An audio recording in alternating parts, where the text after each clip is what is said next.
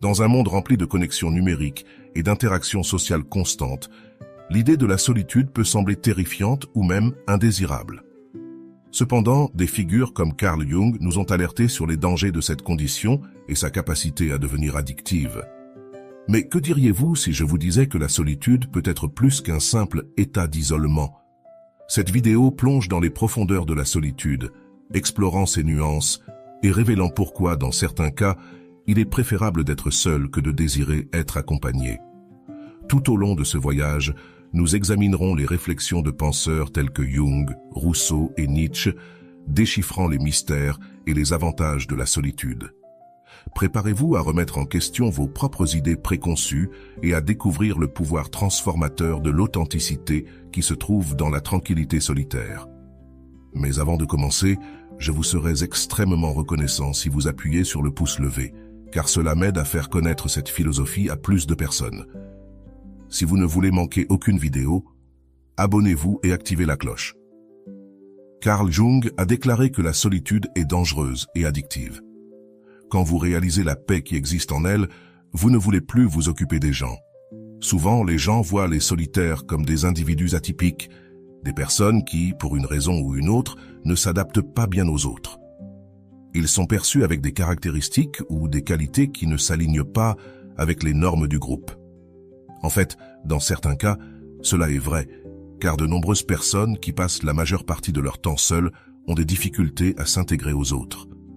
Dans certains cas, ces personnes peuvent être hostiles envers le monde, quelque chose qui peut provenir d'expériences négatives avec d'autres êtres humains. Le troupeau craint souvent le soi-disant loup solitaire, car cet individu est enveloppé de mystères et peu de gens savent ce qu'il fait. Dans de nombreux cas, être seul a une mauvaise réputation. Après tout, une grande partie de notre bonheur provient du temps passé avec d'autres personnes. Bien que cela soit vrai, les autres peuvent aussi être une source de souffrance significative. Si les expériences d'une personne avec d'autres ont été douloureuses et traumatisantes à plusieurs reprises, il n'est pas surprenant que cet individu préfère la solitude à la compagnie. Cette vidéo explore la nature de la solitude, ce que Carl Jung et d'autres penseurs en ont dit et pourquoi, dans de nombreux cas, il est préférable d'être seul que de désirer être accompagné. Imaginez vous réveiller seul, sauter du lit, aller à la cuisine et ouvrir le réfrigérateur. Tout ce qui s'y trouve vous appartient. Il en va de même pour le reste de votre espace. Vous l'avez organisé à votre goût, sans faire de concessions. Dans vos appartements, vous pouvez faire ce que vous voulez quand vous voulez, sans tenir compte des préférences de quiconque. Vous êtes le souverain absolu de votre espace de vie et vous appréciez cette liberté unique et irremplaçable. Derrière des portes closes, la solitude est douce. C'est le plaisir de ne pas avoir à traiter avec d'autres personnes, des personnes qui, d'un côté, peuvent enrichir nos vies de diverses manières, mais qui, de l'autre, peuvent être des sources significatives de douleur.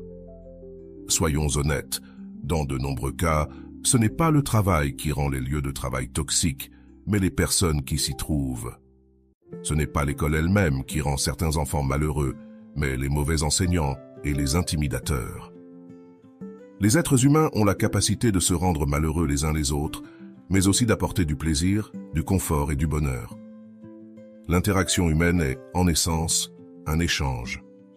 Plus nous interagissons, plus nous faisons face aux côtés sombres de nos semblables, plus nous nous éloignons de l'humanité, moins nous faisons face à la toxicité humaine et au stress de traiter avec des personnes intrusives, ingrates, arrogantes, malhonnêtes, jalouses et grognons. Comme Marco Aurelio le décrivait à propos des personnes difficiles qu'il rencontrait chaque jour, il n'est pas surprenant que le sage décrit dans le livre taoïste Chuang Tzu ait rejeté le poste de gouvernant du royaume, choisissant une vie solitaire dans une cabane au bord de la rivière où il pêchait et était en paix. Être seul est un plaisir, et lorsque la joie de la solitude nous attrape, elle peut devenir addictive. L'absence de regard critique, la paix et la tranquillité, la liberté. Un homme seul peut être lui-même lorsqu'il est seul. Arthur Schopenhauer a écrit « Si tu n'aimes pas la solitude, tu n'aimeras pas la liberté, car c'est seulement lorsque tu es seul que tu es vraiment libre. » La solitude fournit un espace où vous n'êtes pas limité par les normes sociales, ni par les besoins et désirs des autres. Il n'y a personne à proximité pour vous dire quoi penser ou faire, et vous n'avez pas à faire de concessions pour qui que ce soit. Nous pouvons nous promener, exprimer nos opinions sans les restrictions de ce qui est politiquement correct et consacrons-nous aux passe-temps les plus étranges sans que cela n'importe à personne. Clairement, il vaut mieux être seul, profitant de sa propre compagnie et des avantages d'être hors du regard des autres, que de désirer être accompagné tout en souffrant de leur présence.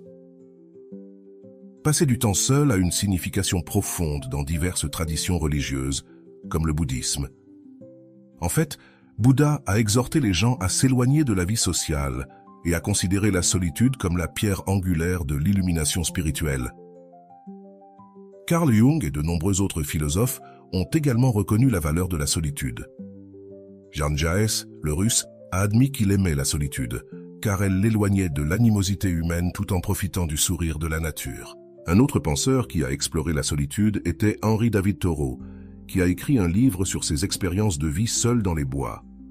Explorons brièvement quelques idées philosophiques sur la solitude. Le Sutra du rhinocéros, un texte bouddhiste, décrit un moine qui marche seul, utilisant la métaphore du rhinocéros, un animal solitaire, pour montrer l'importance de la solitude dans le chemin bouddhiste. Le sutra défend fermement la solitude, suggérant que s'éloigner d'une vie sociale agitée peut nous aider à voir les choses plus clairement et à grandir en tant qu'individu. Selon ce texte ancien, éviter les attachements bénéficie à la vie spirituelle car les relations apportent des attentes sociales, un fardeau lourd. De plus, les plaisirs sensoriels, bien que plaisants au départ, peuvent mener à la souffrance. Les gens peuvent nous épuiser, et le plaisir sensoriel, en général, implique une quête sans fin de satisfaction. Avoir beaucoup d'interactions sociales nous empêche également de faire des choses qui nous bénéficient réellement sur le plan spirituel, comme la méditation, l'autoréflexion et la contemplation d'enseignements profonds. Le rhinocéros, dans ce cas, personnifie la force, la résistance et le détachement, supportant les adversités de la vie avec équanimité.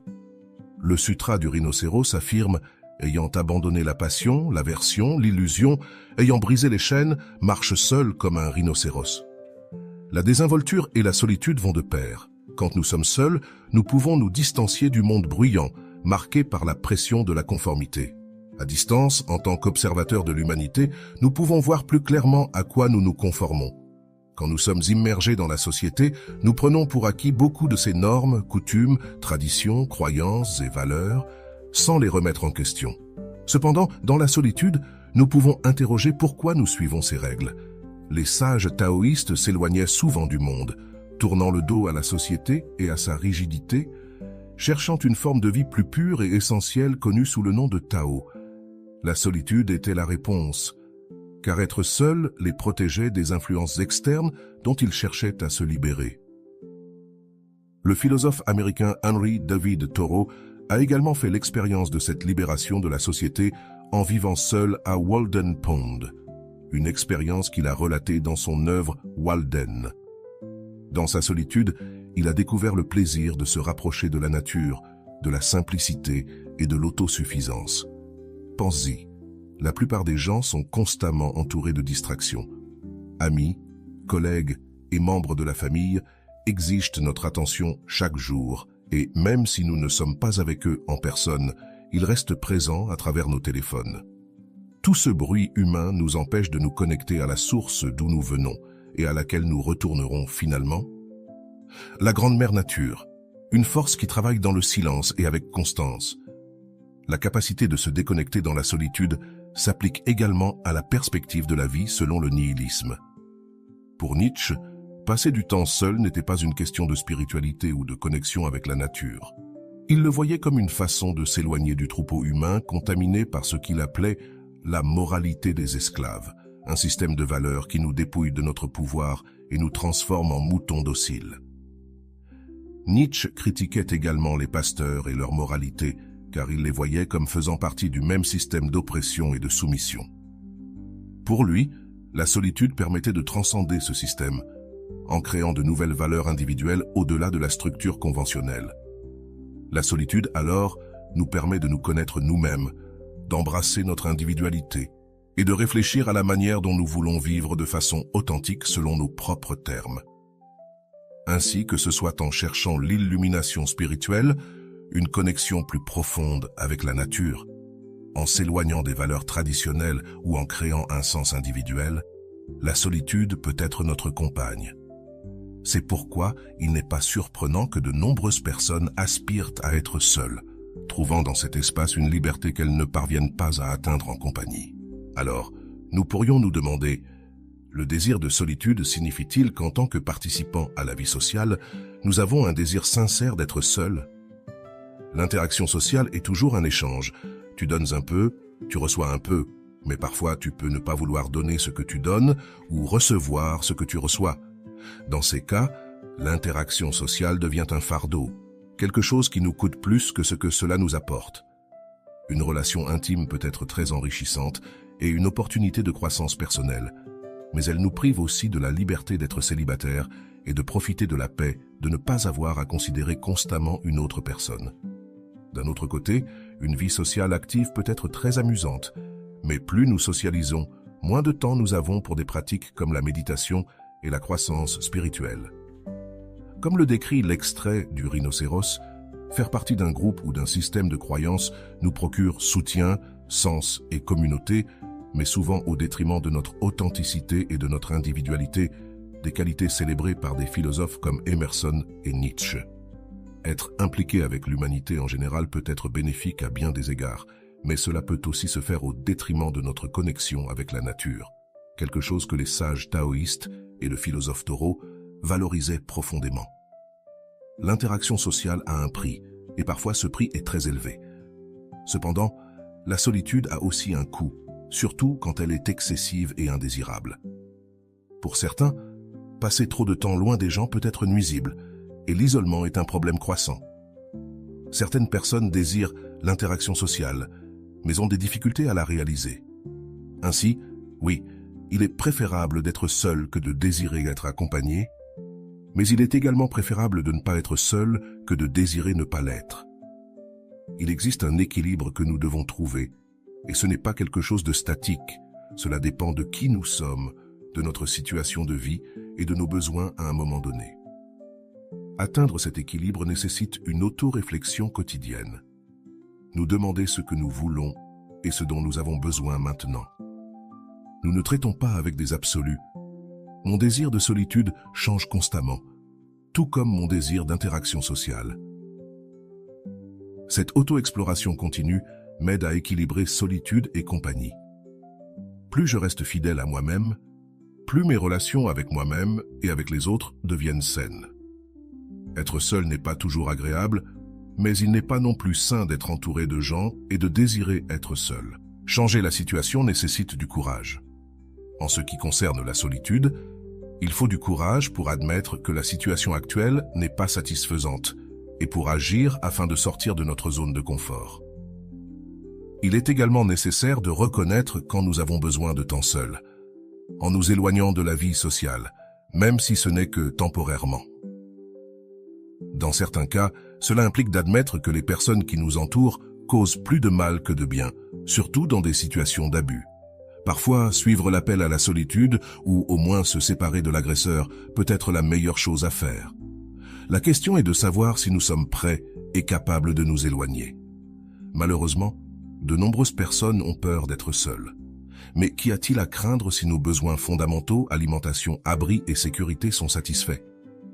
Apprendre à se sentir à l'aise et heureux dans la solitude réduit l'attachement aux autres, diminue le pouvoir qu'ils ont sur nous et facilite l'éloignement des personnes toxiques ou abusives. Il vaut mieux être seul que de désirer être accompagné, car dans la solitude, nous trouvons une force que nous pensions souvent devoir chercher chez les autres.